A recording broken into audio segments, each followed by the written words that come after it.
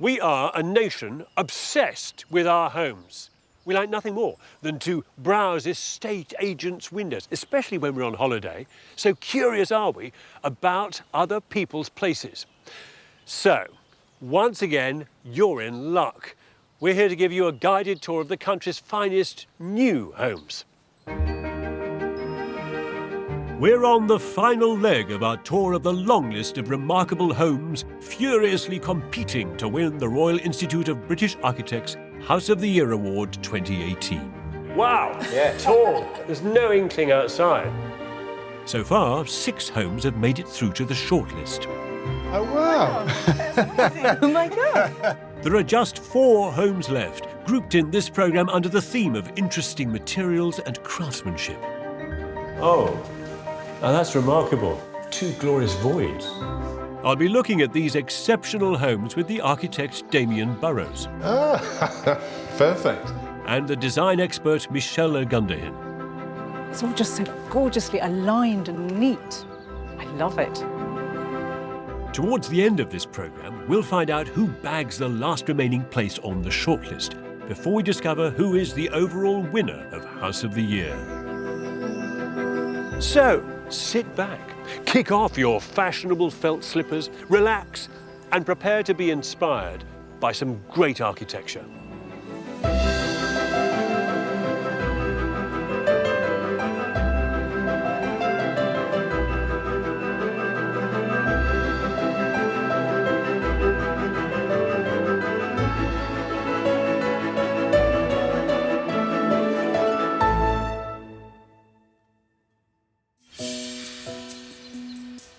So far, the buildings that have made it onto the shortlist for House of the Year have embraced everything from the magnificent to the sculptural and small scale. There are 2 houses that dared to be different, the Zigzag Pheasants and the Brazen Red House. There's a pair that embrace extremes, the wild and windswept Lochside and the experimental Vex. And 2 houses with a past, the reinvented barn that is Old Shed New House, and the restored Coastal House. In this programme, we're looking at houses that explore materials and craftsmanship. For them, brick, stone, wood and concrete aren't just the workaday stuff of structure and cladding, but materials to explore and play with, the ingredients for individual and sometimes eccentric expression. So some are well-groomed, snappy dresses with not a hair out of place. Others are wilder, more anarchic, just got out of bed types. It doesn't matter. They're all outstanding pieces of craftsmanship. Our first example of that outstanding craftsmanship is in Berkshire, where materials have been delicately put together to make something magical. Michelle Gunderhin is taking a look. Ooh. It's all just so gorgeously aligned and straight and neat. I love it. This is Berkshire House, a sharply dressed long lister. Everything is poised here, perfectly in place. There are no creases or crumples. It all lines up immaculately. Every room here demonstrates the faultless finesse that impressed the RIBA judges, who found the house a joy to walk through, full of minimal detailing to admire. They called it a shining example of carefully considered, painstakingly crafted architecture. There are 5 bedrooms with a master bedroom on one side and 4 bedrooms on the other. Downstairs, a kitchen, family room and sitting room sit either side of the central hall. Simple. This crafted gem was commissioned by Gary and Sam, who ever since they were young harboured a vision for a beautifully made, clean-cut home. Thank you. When I left college, I worked in a fish factory. I did bricklaying and hod carrying. The dream was to have a very modern, very minimalistic home. It never seemed possible in the early days. We've always had these sort of images in our head as to what it would look like. After 3 years working with their architects, this is the result. the dream of a lifetime writ large, Oh, wow. especially in their great hall. That is one hell of a window. Yeah, actually, that's 3 sliding doors, How high are they? so they're 6 metres. The effect is to draw you magnetically to the vertical views through these double-height glass doors. I can't even begin to imagine how something like that gets winched into place. They're half a tonne each, and it was tough getting them in. Do you know, I was away on business, fortunately, because the thought of it was quite terrifying. But it was so important to us to have so much glass to maximise the view. I was quite happy I wasn't here. The glass doors were made in Switzerland, heat-treated, shatter-tested, and with an almost invisible frame. The nerve-shredding task of installing these whopping panes of glass fell to the builder, Eamon Coyle. The glazed doors are probably the biggest set of doors that I've ever installed. The actual glazing panels themselves, we had to bring those in with a crane on suckers. That was a challenge as well. I can imagine. Overall, the scale of this house is breathtaking. But for a large wooden object in the landscape, it doesn't feel at all oversized or out of place here. There's something tremendously monumental about this building, and yet it doesn't feel massive or heavy. It sits very lightly in its location. And I think that's to do with the materials, whether the brick or this gorgeous wood and the craftsmanship that's gone into all this alignment. I mean, you feel like you could just sit here for hours. It's just so soothing. This soothing calm radiates through the whole house, even into rooms that you'd expect to be jammed full of stuff. You've managed to keep your kitchen as pristine as the rest of the house. I mean, how are you pulling that off? I've got secret cupboards. Sam is a home economist, but here her favourite place to prepare food is in a cupboard. So I can literally make coffee, make toast, whip up a cake, and then when I'm done, I just shut the doors. Shut it all away again. This is the magic electric cupboard. Abracadabra. The tricks just keep on coming. We have a secret bar as well. Shall I show you? Because we do like to have a party. So when you arrive, you open the doors, Fantastic. and off we go. And what does every party house need? Ladies and gents, obviously. This house is constantly full of people, and really nobody wants to queue for the loo, do they?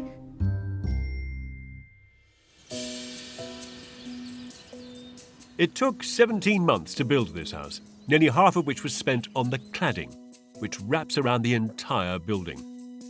The architects, Gregory Phillips and James Shelton, specified timbers of exactly equal widths that were spaced precisely. We set this whole building out on this kind of 75mm timber and a 15mm gap, and we've actually got that around all 4 sides of the house. This big governed the whole house. Yeah, it's a lot of drawing, and it's a lot of time measuring, and it's a lot of dialogue with the builders and the actual workmen doing the physical timber work. And those workmen were Nick Flack and Jason Elliott, who had to fix 2,000 pieces of timber to boards and then fix them to the building. Never ever done nothing like this before, no. And most people will never ever do anything like it again. It was cladding mania. It was everywhere. On the balconies, and there was panels. Seats. Yeah, seats. We made seating areas, and there was panels inside in the that bedroom. Wasn't Yeah, there? there was, And and in the main hallway as the well, main 3 hallway. panels in the hallway. Yeah, yeah, it was repetitive. This house couldn't be more different from what was here before, Gary's parents' home. They sold the house to Gary and Sam when they downsized, who then knocked it down. It does sound quite extreme, buying your in-laws' property, knocking it down and building your dream home, but they were so proud of us and they're so thrilled for us, aren't they? And so supportive. I mean, Yeah. they're wonderful. Even when you knocked it down, though, did they know that that was part of the deal when you We bought had the them house? round for dinner. I fed them lots of wine. That normally does the trick. I don't think Gary's parents, or anyone for that matter, could resent them for building such a beautiful home. It's a robust example of the 21st century arts and crafts house. We've got a big family and we do want to carry it on through the generations. You know, this will be here long after we're gone, and hopefully the kids and hopefully their kids will enjoy it then as well. It's so nice to see our parents so happy here. The only thing I don't like is that I had to leave to go to uni. I wake up most mornings and I can't believe I'm living here, and it's still not fully settled in. It's just amazing. It's not just this big grey modern building, which is what it looks like from an outsider's perspective. We've turned it into our home, and I think that's what makes it so amazing. The beauty of a building like this lies in its extraordinary attention to detail. You can tell it's been a real labour of love, certainly for the owners, but also for the builders. You can feel that in every brick and every carefully placed piece of cladding. And for me, that's what gives it its real power. Coming up, 3 more wonderfully crafted homes. If that looks like a shed, I'm happy with You're that. happy, you're I'm happy. happy with that. Before we find out which one has made the shortlist, and then finally discover who is the overall winner of House of the Year 2018. With the right materials, in the right hands, an everyday object can become a thing of beauty. That's the definition of craftsmanship, really. Taking raw materials and skills honed over thousands of hours of experience to produce something extraordinary. Nowhere is that kind of craftsmanship thriving more than in Northern Ireland. Belfast is now a city with a fast-growing culture of making. And it's spilling out of the workshops onto the streets. Is it a shed? Is it 2 sheds? Is it an artisanal bakery? Nope, no croissants here. This is number 37. In this skillfully made building, ordinary materials have been made beautiful through the magic of invention. Offcuts of timber have been craftily used to strike a perfect shadow line at the top of the building. Rainwater downpipes are sculptural. Inside, standard plywood is transformed into designer furniture. And all this ingenuity is packed into one tiny building. Number 37 is the smallest house on the long list. Under the left roof is a double-height kitchen and living room. Under the right-hand roof, a shower room and bedroom. A mezzanine bedroom sits above, overlooking the entire space below.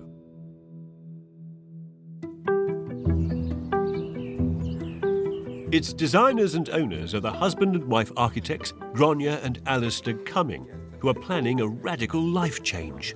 Our children have left home, they're grown up, and we've decided to effectively downsize and declutter. It's really just back up the dumper truck and put everything in it and go back to where we were, maybe when we were students. Fed up with being adults, Gráinne and Alistair have designed their experimental student digs in a style of building they both adore. I love sheds, I love buildings made of wood, I think everybody does. Yeah. And if that looks like a shed, I'm happy with You're that. happy, you're I'm happy. happy with that. Yeah. What's the wood? It's Scottish larch. Scottish larch. Yes, it's almost impossible to drill through, so we had to import fixings from Austria. They're specially designed to go through this kind of really dense resinous wood that lasts 100 years. 37 is a hard-wearing and low-cost home. Gráinne and Alistair built this beautiful house for only £100,000. You'd never know it was built on a super tight budget, at least not from the front. But round the back of the house, I'd say the treatment of the boundary and the landscaping is minimal. We got some bark from Gumtree and put it down ourselves for £70. That's your landscape. Yeah, that was your landscape. Yeah. It's something you kind of come to expect, I suppose, on a, council bed at the side of a road. But Or a festival. It's got a great festival smell. Yeah, thank you. Let the party begin. Oh, that's remarkable. The RIBA judges admired how this small house refused to feel enclosed, delivering views between spaces and lots of connection to the outside. They've squashed a lot in here. A central living area, a bedroom under the stairs and shower room to the right, plus a mezzanine bedroom on top. Amazing for a house of only 56 square metres. I expected this building to be somewhat more squeezed, you know, with a lot more accommodation kind of pushed into these big triangular spaces, but there's just two glorious voids. Big. It makes a small space seem much bigger. It's almost like magic. Every element, wherever possible, has been scaled down to be the smallest it can be, while still being usable, like the stairs, which double as a chalkboard. I like that. Yes. Onto which you've very conveniently drawn the building. Yeah. Very badly. That's great. The stair is exactly what meets building control. It ain't big, is it? Technically, you cannot fit a stair into a narrower space than that To to get upstairs. So the everything has been Rubik's cubed in.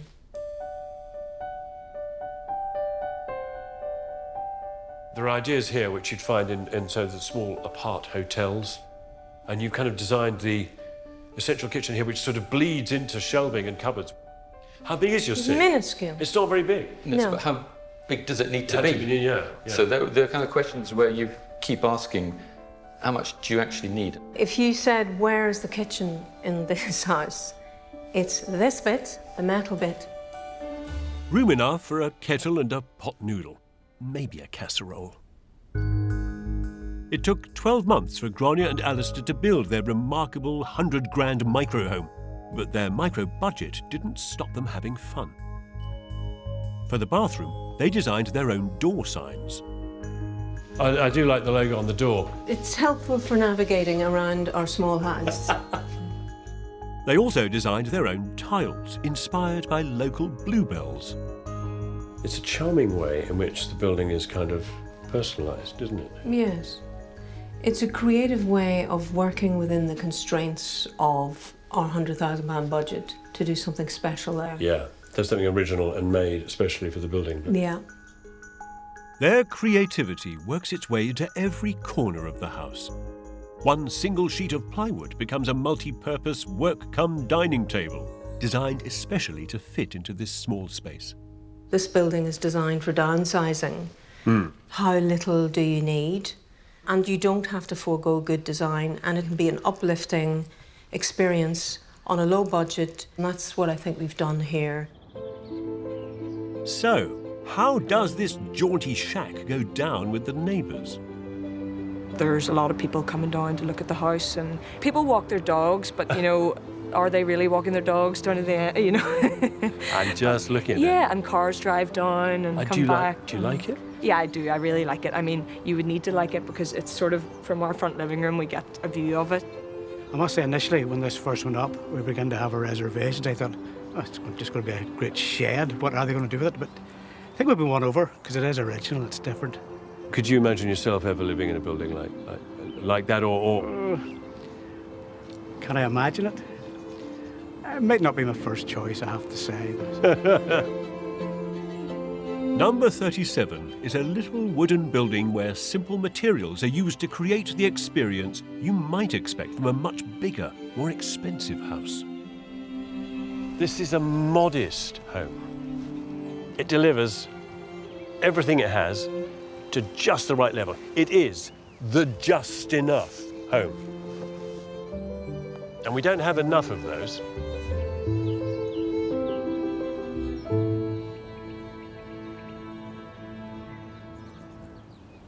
Most buildings, regardless of their size and shape, are made using the same basic materials: steel, brick, concrete, glass, timber. The building blocks of all our homes, literally. But it's not just the materials in themselves that matter. It's what you do with them that counts. Our next house does things I'd never thought possible with its simple materials in the most unexpected of guises. Damien Burrows has found our next long lister on this traditional suburban street in Surrey. This is Oatlands. You sure this is the right address? An old 1930s house, red brick, tile roof. It doesn't look like a cutting-edge piece of architecture. Hi, is it Barry and Rosie? Hello, yes, it is. Wondering if I'd got the right place. In you come. Ah, that's more like it. Oh, wow. Bang, it's amazing.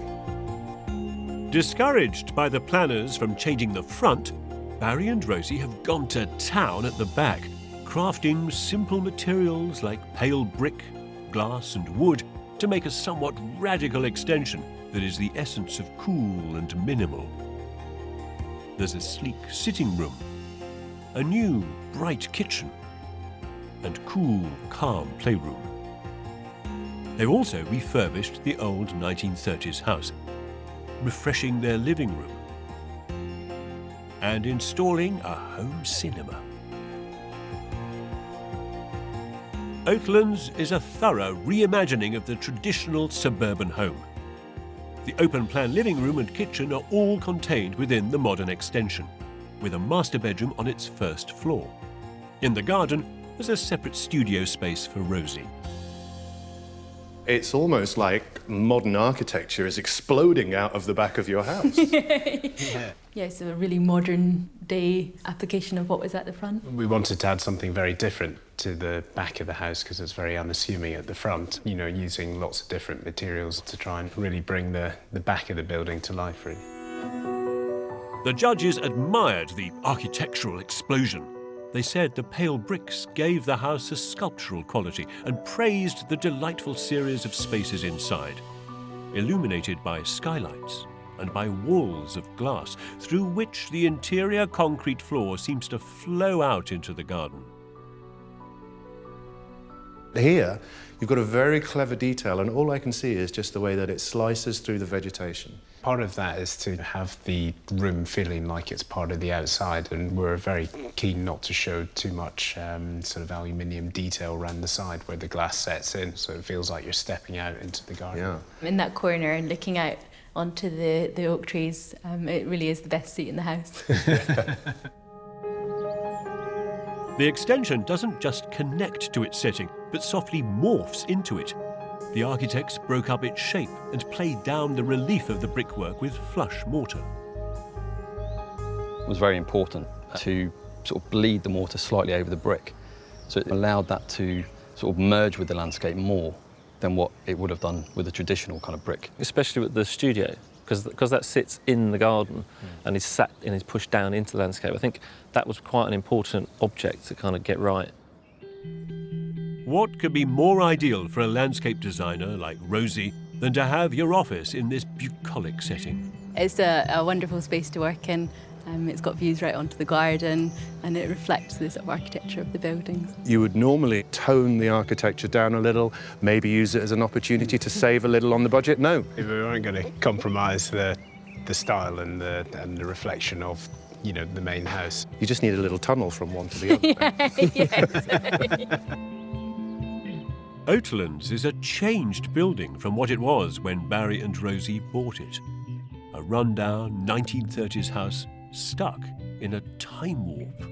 The same family were living here for about 80 years, so the whole building had been untouched in its original state. There was one radiator in the place. The floors and the main parts were built up through the different decades, so underneath it had the sort of fake black and white thing, marble, and then magnolia carpet. It finished on paisley. That's right, paisley floor strata. Yes, it was. The work at Oatlands exploits the best of the old house and connects it better to the garden, opening up views that weren't there before. But all this remarkable design still remains hidden behind its old 1930s facade. It leaves many local residents understandably confused. No, it doesn't look very special from outside. It's an old house, but for heaven's sake, I don't think it's very pretty, and particularly beautiful it is not. No, there are better things. You know, they say you should never judge a book by its cover. And perhaps the same should be said about not judging a house by its exterior. Because who would have known that here at the back lies such an architectural gem? We have just one more home to see before we find out which is the final house on the shortlist. This looks effortless. It certainly wasn't. Then we'll discover who the overall winner is of House of the Year 2018. Oh, I do love that. I mean, it just tells you, doesn't it, something of the history of how the building was put together. Of course, so often we end up covering stuff like this up with paint and plaster and decoration, but it is good to see a bit of it now and again. And I do mean a bit. You know, you can all show a bit of leg, but the older you get, the wiser it is to cover it up. Our last finely crafted home is showing more than just a little leg in a quiet corner of East London, as Damien has discovered.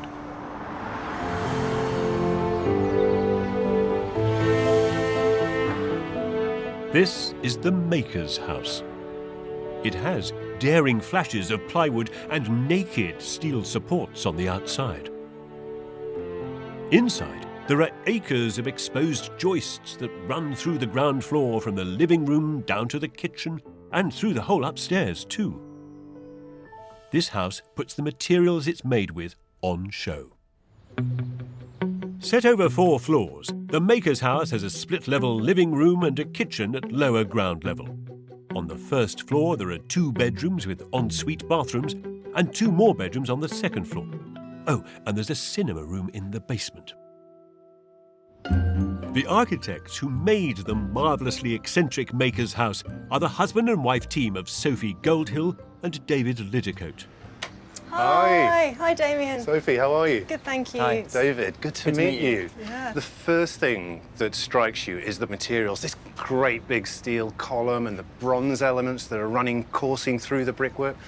What was the thought process behind that? I think we want to feel as though you could look at any given part and realise how it was made. You can see every process and every bit of work that's gone into it. And we're stood here looking at this wonderful house, and I can't help but overhear the seashells crunching underneath my feet. Yeah. Well, most people would have normally put gravel or slate down. It's a totally incongruous thing, isn't it? We just sort of saw them piled up and wondered, could we use them? Wow. And you can. I think they're a really nice addition to the house. If you think seashells are out there... Oh, this space is incredible. The inside is a madcap collection of exposed, finely crafted materials. Long Danish bricks have been combined with everyday curbstones. Structural braces are exposed like decorative tracery. And the majestic steel frame is celebrated. This looks effortless. It certainly wasn't. Every single piece was a slightly different size. There's nothing really sort of standard about how any part of it was put together. Everything had to be square and true and straight. So we had to spend a long time strapping up the frame, hitting it with sledgehammers. Yeah. We were working 10-hour days on site, going back and drawing in the evening, and I think it was extremely stressful and very all-consuming. But their sweat and grind wasn't lost on the judges, who praised the house for the exposed materials and sheer inventiveness. Nowhere better seen than in the living room, where Sophie and David installed a giant net to stop people falling down the stairs to the basement. I think it's something like 25 quid. £25 for a whole balustrade in a house like this is not bad going, is it? Does it work? Is it safe? Yeah, have a go. Have a go? Yeah. One way to find out. It's quite unnerving, isn't it? Yeah. I love the fact that it's got that little bit of bounce to it as well. Yeah. It's a really fun idea. It's a great place to lean against when you've had a few drinks at a party. Yeah. Wake up in the morning. Exactly, still pinned in place. Yeah. The giant bargain balustrade was originally going to be glass, but Sophie and David changed their minds. They adjusted lots of things as they went along, moving windows, enlarging roof lights, and supersizing the patio doors. How much changing did you do? How much tweaking was there? How much, could we just... There was a lot of tweaking, and I think it was continuous every day. We were just changing things as frequently as we could. Which can't have gone down well with everyone on site. You must have been pulling your hair out at some point. Yeah, almost constantly. Yeah, it's daily. I'm not bored by the end of it, actually. Did you ever get design changes through and you were just like, why? Well, I think most of the time you're kind of presented with the headache of how to actually kind of make it happen and kind of corral everybody to do it as well, which is maybe slightly more difficult. Not that it's ever easy to wrangle a new building in dense built-up areas like this. To squeeze their house into its tight space, Sophie and David angled the roof so as not to block their neighbour's light. And to cover their giant mansard half roof, they needed a flexible material, zinc. It comes on a roll. It can be cut to any length, crimped and shaped to the building. The fact that it's only a few millimetres thick and it's quite malleable means you can bend it into different shapes and design something that does appear kind of almost sort of impossibly light. The zinc roof was one of the most expensive components, but by doing a lot of the work themselves, Sophie and David were able to save money. On the first floor, they've reused and restored an old wooden parquet floor from an old bus depot. It arrived looking very old. Every single block was covered in bitumen from when it was glued down in its previous life, and that involved heating up each one by one and scraping off the back, which the first few seems like a good idea, but once you've done 40,000 of them or whatever it was... We sort of had a target of getting through 3 boxes a night, so and that equated to about... We weren't going out much at that time. 6 bottles of beer could get us through. When you tell that story now, you can't help but look at this floor and see the love and patience that's gone into it. There's a lot of love and a lot of patience that gone into it, so...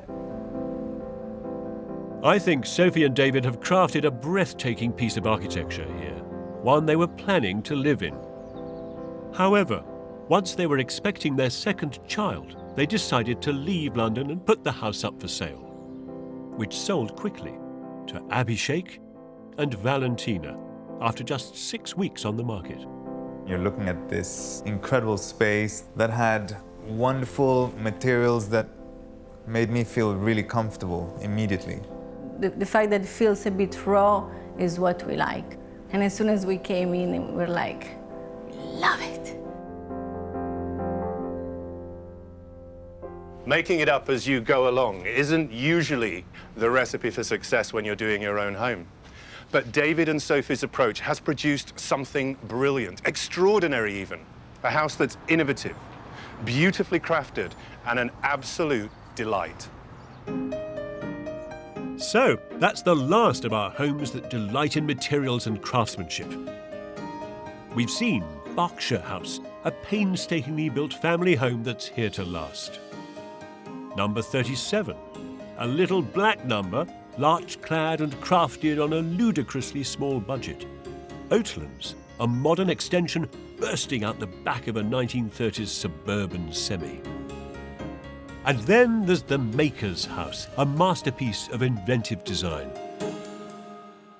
4 beautifully crafted homes, but which one of them do the RIBA judges think worthy of a place on the shortlist? Takero Shimazaki, head of the judging panel, has the verdict. So which of the projects have you shortlisted? So it's the Maker's House. Right, yeah. What we found really interesting is this kind of bespokeness of it all, and that everything was an experiment. Every bit of detail is actually unusual, quite unique. I thought that combination was brave, and it's somewhat unusual today, where we do see a lot of bog-standard boxes. What's exciting about this is the unexpectedness of materials appearing. So you've got this kind of red post as you enter, this kind of slim brickwork, the metal roofing. There's a lot to cope with. Yeah, but a modicum of discipline in there at the same time. No, very well managed. Wow. That's amazing. Gosh, yeah. I That's really cool, yeah. Well, there's some amazing buildings on the list as well, so that's a really it's a real privilege. big privilege, yeah. Wow, gobsmacked, I think. So Maker's House, with its exposed materials and rather daring construction, is the last of our homes to make it onto the shortlist of 7. But only one can be crowned House of the Year 2018. 7 diverse houses from all over the country, all of them magical and remarkable. But which one of these homes on the shortlist will be the winner? You're probably wondering what makes a winning house. Is it the hard work, the grit and determination that went into making it? Is it the ingenuity of the design, the ambition of the project? Or is it the beauty of how the building sits in its surroundings? In fact, does it enhance even the place where it is? Well, the answer, of course, is all of these. Last year's winner, Caring Wood, responded to its context and surroundings exceptionally, not least with 150,000 locally made clay tiles. It was a tribute to the Kentish Oast House, designed by James MacDonald Wright with Niall Maxwell. The significant qualities are its craftsmanship, its use of local materials, and its ability to accommodate 3 generations of the same family. And the family who commissioned the house and live in it are James's own. Each part of the extended family have their own private corner Oast House that they can come together in the communal spaces. That's the theory anyway. The children don't really care too much where they sleep, so they'll completely ignore, the fact that, there are different families and different Oasts. The children will sort of charge into the bedroom without any concern whatsoever. But of course, the adults, you're sort of, tapping on doors to shout and see if anyone's there. Last year's RIBA jury liked the craftsmanship of Caring Wood and how well it sat in its landscape and setting. A landscape and setting that is being slowly enriched by the estate manager, Patrick Wynyard-Hussey. Patrick's been busy planting how many trees? Well, I think this winter we planted 2,500 more trees to try and get the original landscape to sort of wrap back round the house. We just don't want it to look like it's a house which has just landed in the middle of Kent. It doesn't. It looks like it's set seed and grown here. Caring Wood is an inventive, crafted home, highly responsive to where it is, and it's eco-friendly. It's locally grown, organic architecture. That's what made it 2017's winner.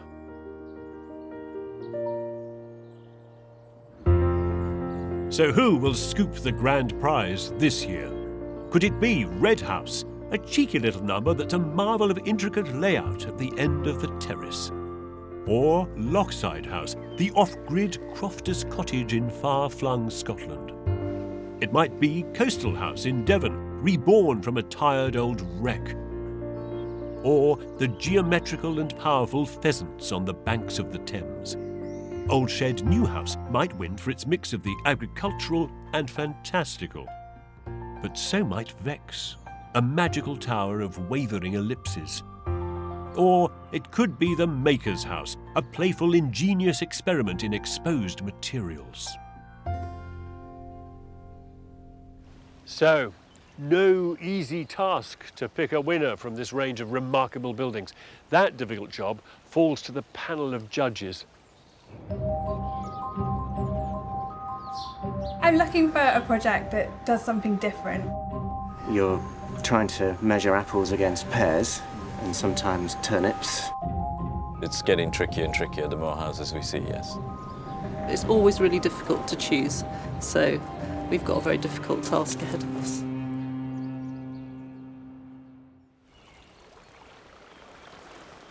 So the winner of the 2018 House of the Year is by the coast. I mean, that doesn't really mean much, does it? It could be anywhere. It could be in Wales, Cornwall, the Lake District, North Yorkshire.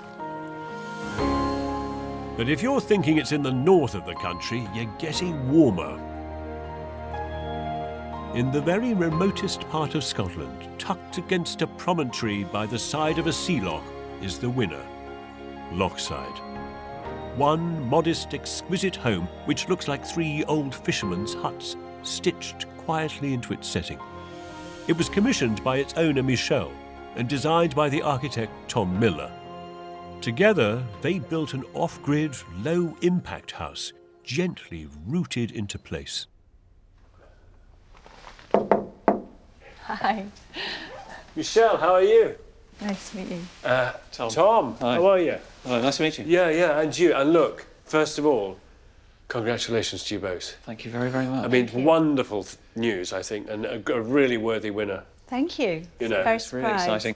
It's not a big, obvious project, this one, so it's lovely that they kind of noticed and saw what we were trying to do. Yeah, exactly. I mean, you didn't set out to commission an award-winning piece of architecture. You just wanted a house. I just wanted that was somewhere that I loved. I was more concerned with getting it right than just brushing it, really. Well, slow cook, and maybe all the better for it. I remember getting that email through with a photograph of a piece of seaweed and a mussel shell saying, these are the colours for the roof light and the chimney. Michelle was spending time here, living it, looking at colours, looking at the stuff around her, looking at the textures and working that into the building. That slow cook research paid off. This building seems so charmingly at one with its place. It was even built from local materials by local people. It doesn't shout, but it smiles. It asks you politely to quietly listen to it and to quietly enjoy the sequence of spaces that unfold. So you pass from one box to another almost, from one building into another. Yeah. But all the time with these cutaway views back to the beginning. What I like is you stood up there and you get that glimpse of the view of the loch. But when you get down here, as you come down, it opens up. And I guess, actually, as you sit, yes. Yeah. And actually, if you lie down with your head on the arm, it's even better. Really? There's the mountain. Yeah. And this house welcomes connections to the landscape at every opportunity. Oh, heavens. Oh, what a delightful room. And that view, another one. You also get the lovely view up from the bed into the treetops. The squirrel view, yeah. I love that. Yeah. Do you find yourself stopping still in the building to just look out? Yeah, absolutely. I just enjoy looking at all the different views you get through and out, yeah. These views were hard won, though, like everything with this house.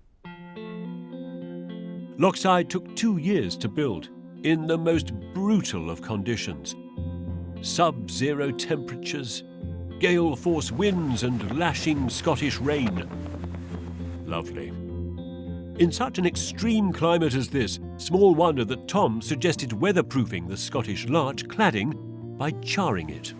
I was a bit worried that it would be too black when Tom suggested charring it. I didn't want it to be too ominous and dark, but actually it just made it sink into the landscape and then it's kind of just coming out of it a little Out bit. of black integrated. It's sort of weathering the right way. That's right. Looking at the roof, for example, that was all black when it went on. It but that's all was, silvered. yeah. On the sides of the house, the cladding has been mounted onto agricultural storm doors to shield the windows. These slide across. Are they easy doing to slide? this. Yes. There's yeah. no handle. No, they just slide. Oh, they don't need it really, do you? No. No. That's nice. So it's That's also lovely. effectively the curtains. So that's your bedroom in there with an external curtain? That's right, yeah. But you can see how much more charred underneath. Oh, it is yeah, as well. yeah. This was, I get you, yeah. Michelle can close this house down at night in winter and feel fully protected and cocooned. In summer, she can open the place up, entertain and use the terraces. It's lovely to have the big deck out there for drinkies. Thing is, it's doing so much more. That wall, that heavy masonry wall with those little returns, is an almost exact reproduction of the plan of this room. It's pushed out to suggest that there's much more space, that the building itself has somehow kind of pushed out into the landscape. It's not a gin and tonic deck, it's a Scotch and saltwater deck. Salty, poetic, quiet, and a little rough around the edges, and so utterly beautiful for it. A crofter's cottage for the modern age, which bewitched the judges chaired by Takeru Shimazaki. So I'm very curious to know why this project won. It's highly ambitious, but it's not obsessive in a sense that it's not a beautiful object for the sake of it. There's this incredible relationship between the dining space and the sunken living space and the woods and the lake. It's impossible to separate it, isn't it, from the quality of the place? Absolutely, yeah. I mean, it's a down-to-earth, literally down-to-earth project. It was this love of the remarkable place that drove Michel to build Lochside. I wanted to do something modern and something different, but at the same time it was important that it was right for the landscape. It's gratifying to feel that people appreciate what we've tried to do. It would have been so easy, wouldn't it, to have built a big bling thing on this site. But then, of course, it wouldn't have won. As Tom says, this building has been tailored to its site. It's been stitched and woven, seamed into the tapestry of this place, and it is so much the better for it. It's the kind of architecture that we can all easily love, the kind of architecture we can all easily learn from. And it's actually a way of building that we in Britain are getting really very good at.